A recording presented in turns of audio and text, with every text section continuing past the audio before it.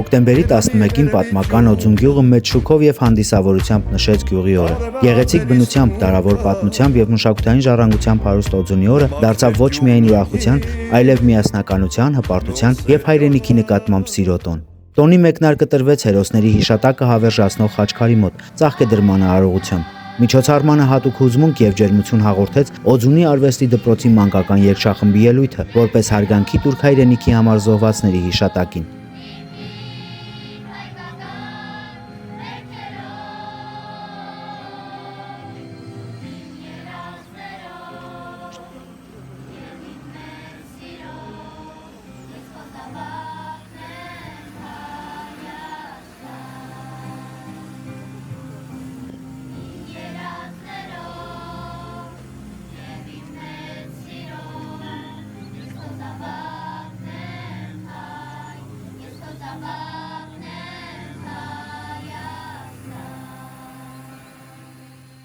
Մասնակիցները տոնական երթով հասան Սուրբ Աստվածածին եկեղեցի եւ մասնակցեցին Տեր Արարատ քահանա Շահվերդյանի մատուցած պատարագին, որի ընթացքում հնչեցին աղոթքներ Օձունի բարեկեցության համար։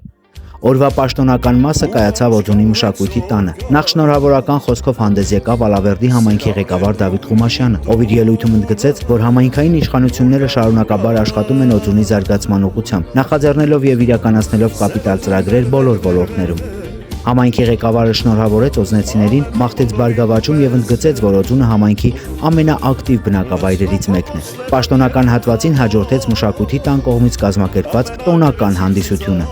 Դահլիճը զարդարված էր թեմատիկ ձևավորումներով, յուղի բերք ու բարիքով համեմված ցուցադրություններով։ Տոնական հյուրասիրությունը, երգն ու պարը միահյուսվել էին հայկական ջերմության եւ հյուրընկալության մթնոլորտում։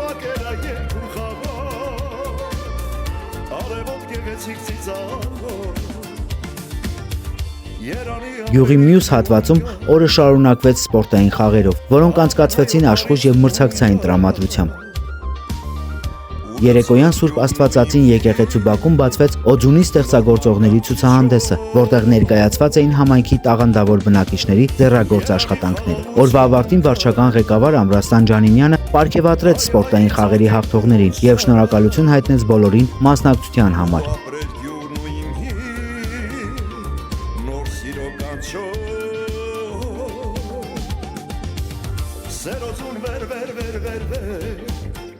Տոնական երեկոյի գագաթնակետը դարձավ լազուր ժողովրդական գործիքների համույթի գեղեցիկ համերգը, որին հաջորդեց շքեղ հրավառությունը որպես օրվա խորհրդանշական եզրափակում։